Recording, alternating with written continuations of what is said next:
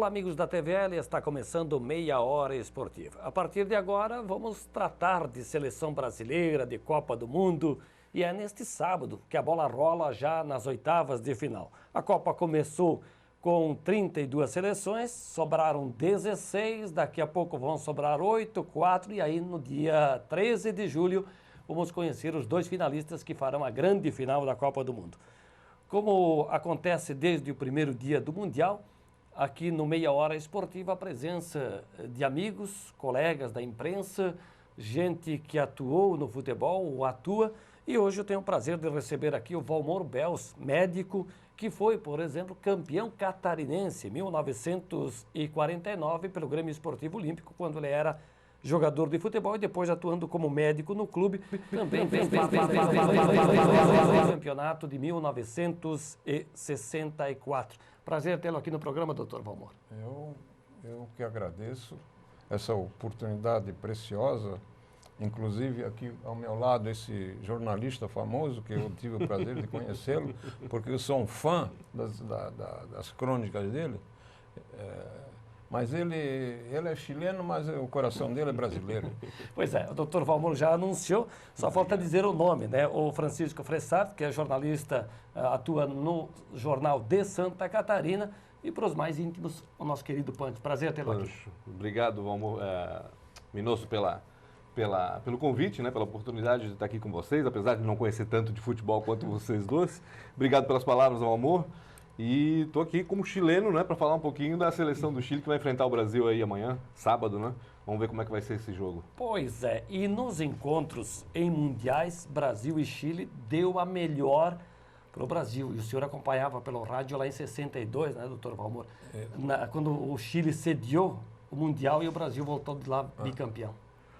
Realmente, nas Copas, o Brasil teve 3 jogos contra o Chile e ganhou as 3.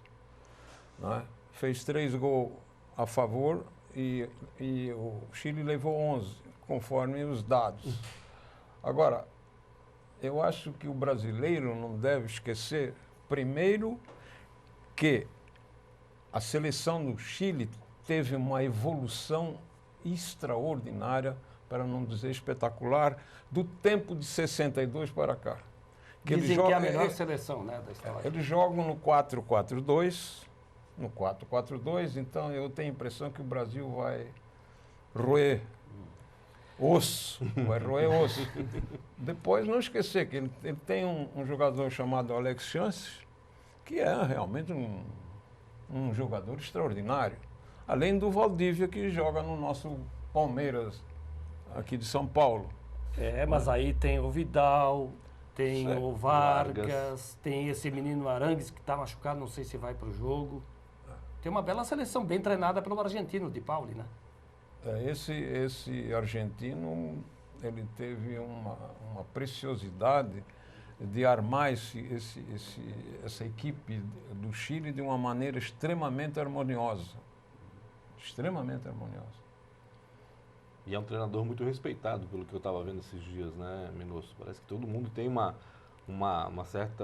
grande respeito pelo trabalho dele e acho que isso está bem exemplificado nos resultados que o Chile vem colhendo até então. Né? Esse crescimento que o Dr. Valmor faz referência se deve já desde a fase das eliminatórias, a vitória em cima da Austrália, da Espanha, que deu essa credencial ao Chile. Agora vem esse tabu, né, do Brasil em Copa sempre levar a melhor. Você do outro lado, né, na qualidade de chileno por nacionalidade, como é que é viver aqui no Brasil? O coração fica dividido essa hora? Fica sempre dividido, Minosso, não tem jeito, assim, por mais que eu mesmo vim muito cedo para o Brasil, me sinto brasileiro, me sinto blumenauense, mas meus pais, minha família, meus tios, meus primos estão todos, meus pais não, mas meus tios, meus primos estão todos no Chile, e eu convivo muito com eles, tenho ido para lá ultimamente com alguma frequência, então, obviamente, a gente fica dividido, né? Não tem como. Eu torço para o Brasil, eu disse isso até na coluna essa semana, logo que fiquei sabendo que o Brasil ia enfrentar o Chile, deixei bem claro que minha torcida é pelo Brasil, claro. Mas eu tenho a vantagem de ter um adversário muito íntimo, vamos dizer assim, por quem eu tenho muito apreço também. Então, se porventura acontecer do Brasil perder para o Chile, eu não vou ficar tão triste quanto vocês, né? Não tenha dúvida. Agora a pergunta é, você vai torcer para o Chile ou vai torcer, entre aspas, para o Brasil, usando uma amarelinha dessa aqui, na hora do jogo você coloca a camisa vermelha? Eu não me visto para torcer, mas se me vestisse, com certeza a camisa do Chile estaria por baixo, não tenho dúvida. Não tenho dúvida. E o mais interessante, Minosso, é que essa seleção realmente motiva, né?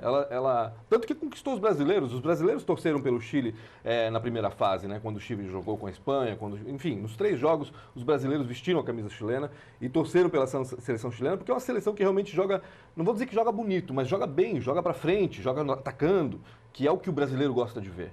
Então, pelas características, há muita afinidade, né, com o que o brasileiro gosta numa seleção com a própria seleção chilena. É claro, eu acho que tecnicamente ela é inferior à seleção brasileira, não tenho dúvida, mas tem um aspecto da seleção chilena que me preocupa bastante, que é a catimba, né?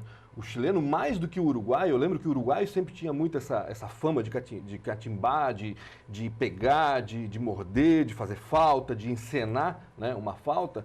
Mais do que o uruguaio, a seleção chilena tem esse aspecto nessa Copa, eu tenho percebido isso. E isso pode enervar um pouco os jogadores brasileiros, e eu não sei, eu tenho medo desse aspecto do jogo. É um árbitro inglês que vai apitar. Aliás, foi o árbitro que apitou. A final, né? Também, mas andou apitando aquele confronto vencido pelo Brasil com o Chile na Copa. Na Copa passada? Copas, Então já parece que o árbitro conhece a característica de cada um. Agora, doutor, vamos falar do Brasil, né? Isso, porque ele está falando muito do Chile, eu ia dizer. O Filipão já acenou com a possibilidade de colocar em campo, né, mudar o time, né? Fernandinho deve ser a grande novidade. Ele treinou na quinta-feira até com o Maicon na lateral direita, no lugar do Daniel Alves. O senhor acredita em muitas mexidas? Uma só? Nenhuma?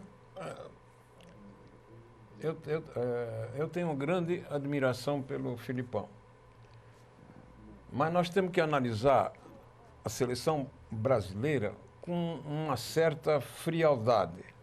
Nós não temos absolutamente meio de campo. Porque em todas as partidas, nosso meio de campo foi um desastre.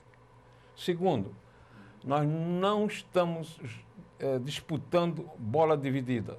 Se você observar todas as imagens, você vai confirmar de que os gols saem na bola dividida ou na bola parada. O escanteio, ou bola chutada fora da área. Outra coisa, nós temos 2 laterais magníficos, Marcelo e o Dani Alves. Mas qual é o problema nosso? O problema é que eles estão acostumados a jogar um Barcelona e um no Real de Madrid, vão para frente, fazem gol, mas sempre tem quem dê cobertura. E nós, lamentavelmente, não temos feito cobertura da subida dos nossos 2 laterais. E aonde está o nosso ponto vulnerável? E mais uma, né? Com a entrada do Fernandinho deu uma consistência no meio de campo. Mas essa bola que vem da zaga na frente, ela por vezes bate e volta. E aí fica um vácuo para o adversário se souber. E aí entra a questão do Chile, que me parece ter um time bem organizado no meio de campo. Talvez seja ali onde os chilenos podem tirar um pouco de proveito, ou muito. Se nós não melhorarmos o meio de campo e não nos precavermos com a cobertura dos laterais, nós vamos perder o jogo. Nós vamos perder o jogo, não se iluda. Mas se perder o jogo, está fora da Copa. Sim, uma vez tem que ficar fora da Copa, né? Mas aí segue o Chile, Minosso. Não tem problema, o brasileiro já tem afinidade com a seleção chilena, como eu disse, não tem problema, torce para o Chile. Adota. Né? Adota o Chile, exatamente. Pois é, agora se der Brasil, dá para comemorar com um bom vinho deles lá, né? Dá. Eles produzem um bom vinho lá, né? Não, excepcional. Excepcional, não é bom, não, é excepcional. Então, nisso nós somos melhores que vocês ainda. Muito melhor. Aliás, nós aprendemos muito com o Chile, né, negócio de vinho, porque o pessoal da zona ali do Vale dos Vinhedos, ali, além de italiano, tem chileno, argentino também, né? Ali na região de Bento Gonçalves. Exato. Né? E a Argentina também produz bons vinhos naquela região de Mendonça. Pois é, sobrou a Argentina, aqui o continente sul-americano, com exceção do Equador, classificou o Brasil, a Argentina, Chile, a Argentina com 100% de aproveitamento, a Colômbia também. Uruguai. Né? E se a gente subir um pouquinho, México, Estados Unidos, Costa Rica. Surpresa. Que Copa é essa, doutor? Copa América? Você também tem que, quando você vê porque eu às vezes eu revejo o jogo e aí faço uma análise mais detalhada, né? A gente também tem que compreender que existe um problema emocional, tá entendendo? Que não pode ser descartado. Por exemplo, essa bobajada aí, eu digo bobajada, de dizer que o Chile é nosso freguês, tira do papel. Dá um pouco de já ganhou, isso não funciona. Tira do papel, porque isso não é verdade. Foi assim que a Itália e a Inglaterra foram para casa. As duas seleções se equivalem. Mas acho que o Felipão tem consciência disso, ele tem dito isso sempre, né? E imagino eu que ele tem passado isso para os jogadores. Ele fez referência antes da Copa ao crescimento do futebol do Chile. Então ele sabe com quem vai lidar. Ele afirmou que preferia não jogar contra o Chile. Exatamente. Porque ele conhece. Acho também que os chilenos não queriam cruzar com o Brasil nesse momento. Não, com certeza. Mas assim, é engraçado porque às vezes que eu fui para o Chile nos últimos anos, eu percebia sempre o chileno muito mais motivado em relação à Copa do que o próprio brasileiro. Eu ia para lá, eles me perguntavam tudo sobre a Copa do Mundo. Eu não sabia nada sobre a Copa do Mundo. A gente só sabia que o brasileiro não estava contente com o que estava acontecendo, com a organização da Copa do Mundo, com a maneira como estava sendo conduzida. Mas eles queriam saber do jogo e eles queriam sim, sabe? Acho que vai ser o grande sonho do chileno é ver o Chile jogando com a seleção brasileira. Claro que eles gostariam que isso tivesse acontecido na final, né? Mas não, pela composição das chaves isso seria impossível. Mas apesar de saber que o Brasil é um grande favorito, com certeza os chilenos estão empolgadíssimos, motivadíssimos e vão torcer com muita vontade nesse jogo, não tenho dúvida. Chegaram a dizer que vai ser o Mineiraço, né? Aliás, o que tem de chileno, argentino, colombiano, uruguaio no Brasil. Em 1950, o senhor tem lembrança daquela Copa de 50 disputada aqui? Se era muito badalada, se teve presença sul-americana também, grande público? Não, porque na pré-conversa que eu tive com nosso ilustre jornalista, ele fez uma colocação muito importante. A televisão mudou a concepção. Colocou a Copa na casa das pessoas, né? A Copa na casa das pessoas. Porque ali o que era? Até 70 a força era mais do rádio, né? Rádio. E você era conduzido pela palavra do locutor. Aqui você está vendo. E você pode fazer uma análise, pode fazer uma crítica, não é? Pode concordar ou não com a palavra do locutor. Você pode ver a falta. Agora, uma coisa que me impressionou nessa Copa foi que a maioria dos jogos, principalmente dos jogos mais selecionados, vamos dizer, das pretensas campeões dessa Copa, é que os gols foram marcados sempre no término do jogo ou nos acréscimos. Está falando no geral ou da seleção brasileira? Não, no geral. No geral. É porque eu ia dizer, a seleção brasileira me parece que ela tem um condicionamento físico muito bom. Eu acho que ela tem resistência. Talvez não tenha um padrão tático definido ainda, mas do aspecto de velocidade, de resistência, senti um pouco lá no Nordeste no jogo com o México, mas quem jogou lá em Fortaleza, jogou em Manaus, sentiu muito, que eu digo os italianos, né? Mas eu acho que todas as equipes estão bem preparadas fisicamente. Não vi nenhuma equipe cansada ao extremo no fim do jogo. O Chile, por exemplo, me pareceu bem preparado. Não sei, posso estar enganado, mas os jogos que eu vi, que eu acompanhei, chegaram até o final correndo atrás da bola e tentando fazer gol, né? E isso é uma característica interessante dessa Copa. É o que o senhor disse. Todos estão correndo desesperadamente pelo gol até o final, até os últimos minutos. E uma média excelente de gols, né? A média de gols é realmente impressionante. O que vocês acharam dessa punição ao Luizito Soares, né? Ele deu uma mordida no italiano, né? Durante o jogo vencido pelo Uruguai, que eliminou a Itália da Copa. E aí o tribunal da FIFA se reuniu puniu o Luizito Soares com 9 jogos, 4 meses, mais uma multa, cassou a credencial, chamou a polícia e mandou o homem de volta para o Uruguai. A minha opinião é o seguinte: a punição é justa e absolutamente necessária. O problema, no meu ponto de vista, é a intensidade da punição. Porque eu acho que caçar a liberdade de ir no campo, caçar a liberdade de permanecer no país, entende? Isso aí foi um exagero, não é? E outra coisa, eles podiam ter suspenso ele 9 jogos da Copa e deixar de jogar lá no Liverpool, né? Concordo na plenamente. Europa, né? Eu conversava hoje de manhã sobre isso, também acho. Acho que Não, foi duríssima a punição, né? Agora, o problema é que ele é reincidente. Também tem essas coisas, né? Não é a primeira. Já mordeu 2 lá na Europa. E não há dúvida sobre o que aconteceu, né? Porque todo mundo viu que houve intenção, que houve mordida. A pergunta é a seguinte: se o árbitro tivesse visto, porque nós vimos pela TV e depois e essas coisas, agora se o árbitro tivesse visto, certamente teria expulsado o jogador. Isso. Agora eu te pergunto, a punição seria a mesma? Boa pergunta. É difícil de responder, mas... porque se você fizer uma análise assim mais superficial, por exemplo, aquela cotovelada do Neymar, tinha que ser expulso. Porque na Copa passada, aquele nosso lateral que jogou contra os Estados Unidos, ele deu uma cotovelada, a mesmo tipo o Leonardo, o Leonardo. Deu no Tony Ramos, lá, o norte-americano. Ele foi expulso. Sim, mas... Pronto. É do jogo. É que dizem o seguinte... O normal teria sido o Neymar ter sido expulso. Esse Dog, eu acho que joga no Barcelona, de Camarões, ele fez isso aqui nas costas do croata. Também. Aí o árbitro viu, expulsou, ele pegou 3 jogos. Né? Mas a mordida é um pouco diferente. Não é do futebol. Não é do futebol. Mas a cotovelada não deveria ser também, né? Vamos combinar. Tudo bem, pode ser, né? Uma situação de jogo, de dividir, aquela coisa toda. Mas, de fato, o bom seria se não houvesse agressão, né? Quem usava muito o cotovelo era o teu conterrâneo lá, o Figueiredo, mas ninguém via. Né? Diz que até o Pelé fazia isso. Não, você tem que... Você, quando joga, você quer ganhar e você usa todos os recursos meio ilícitos, vamos dizer, né? Lícitos, evidente, mas às vezes meio ilícitos. Mas a mordida parece uma coisa infantil, comum entre as crianças, né, doutor?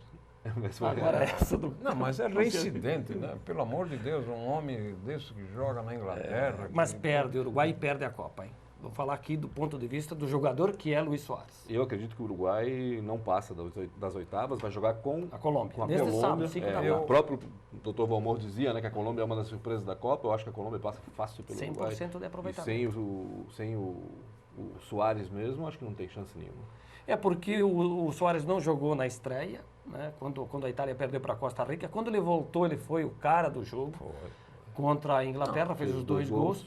Contribuiu decisivamente na vitória contra a Itália e aí agora ele está fora. O Uruguai com o Luizito Soares é um, sem ele é outro? Seguramente. Então também vai jogar sem Lugano, né? O Lugano já estava fora alguns jogos. Agora seria como hoje você tirar o Neymar da seleção brasileira. Exatamente. E o Furlan, não sei, o Furlan vai entrar no lugar do Soares, tem 3 opções, mas é bem provável que o Furlan foi escolhido o melhor da Copa em 2010. Tira o Messi da seleção argentina. Também, são referências. É que nem o Robin na Holanda. Parece uma síndrome sul-americana, né? Ou seja, as equipes dependem de um jogador, né? O Brasil depende do Neymar, o Uruguai depende do Soares, a Argentina depende do Messi. Mas diferente, por exemplo, do Chile, da Portugal, de Portugal, que Cristiano Ronaldo é sozinho, né? A seleção que não depende de ninguém e depende de todos é a Alemanha. Ela tem conjunto. Eu gostei da França também. Gostei muito do jogo da França. E sem o Ribéry, né? Sem o Ribéry, exatamente. O Benzema tem esse... Eu honestamente não apreciei muito a França. Mas esses times que a gente não aprecia muito na primeira fase, geralmente são os que vão comendo pela beirada e chegam na final da Copa do Mundo. Aconteceu já algumas vezes, né? Principalmente quando a Itália foi campeã. Me permite, senhores, para nós até estamos falando aqui dos próximos jogos, para atualizarmos os jogos das oitavas de final dessa Copa do Mundo. São 16 equipes. Brasil e Chile neste sábado no Mineirão, 1 da tarde. 5 da tarde, Colômbia e Uruguai. Dois confrontos sul-americanos, né? E podendo depois, na sequência, aí cruzar, né? um Brasil-Uruguai, né, um Brasil e Colômbia. Deixar o Chile de fora, tá bom, pai? Sem problemas, vamos ver. Vamos para a próxima, com jogos no domingo. Né? No domingo também nós teremos o segundo dia dessas oitavas de final da Copa do Mundo. Né? Nós vamos ter as partidas agendadas, daqui a pouquinho já vai entrar, está aí. Holanda e México, 1h lá em Fortaleza. Jogão esse também. E Costa Rica e Grécia. Aí é a surpresa da Copa, né? Costa Rica e Grécia. A Grécia fez... É um jogo que a gente nunca ia imaginar. Nos 45 minutos fez o gol da vitória contra a Costa do Marfim e entrou para enfrentar essa Costa Rica, que é a sensação dessa Copa. Né? Joga direitinho, né? Eu vi um jogo e meio, vamos dizer assim, da Costa Rica e gostei muito do que eu vi. Joga bem certinho, um time bem organizado e pode avançar, deve avançar, porque eu acho que a Grécia não vai ser problema, não. Acho. Não sou. Quem sou eu para dizer, mas a sensação que eu tenho é essa. Eu tenho dito lá na rádio, lá no Face também, que me derrubaram, né, nesse negócio de apostas, nessa brincadeira que se faz. E gente que não vive o dia a dia do futebol acerta. Quem diria que a Costa Rica, né, mandasse, por exemplo, a Itália, campeoníssima, aí para casa? A Inglaterra, né? Tava no mesmo. Incrível.